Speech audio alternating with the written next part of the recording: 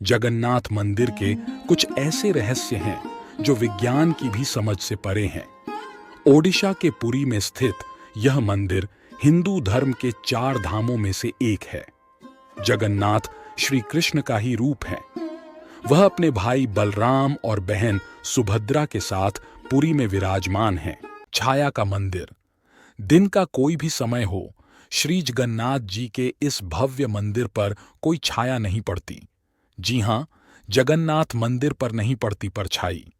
कुछ लोग इसे दैवीय शक्ति बताते हैं, जबकि अन्य का दावा है कि यह घटना जगन्नाथ मंदिर की शानदार वास्तुकला के कारण है। महाभोग। जब भगवान के लिए भोजन बनाया जाता है और उसका भोग लगाया जाता है, तब तक खाने में कोई महक नहीं आती।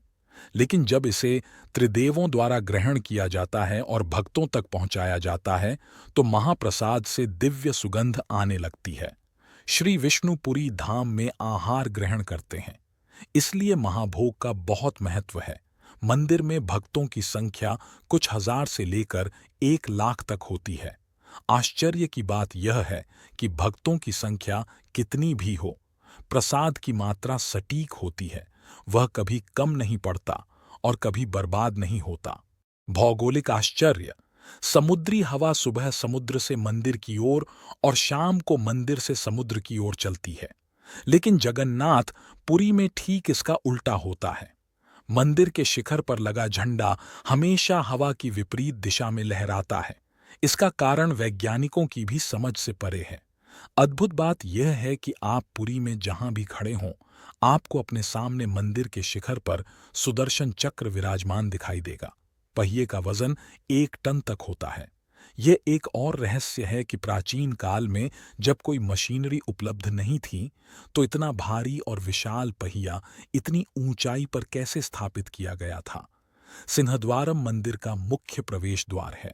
जब आप सिंहद्वारम से प्रवेश करते हैं, तो आप लहरों की आवाज स्पष्ट रूप से सुन सकते हैं।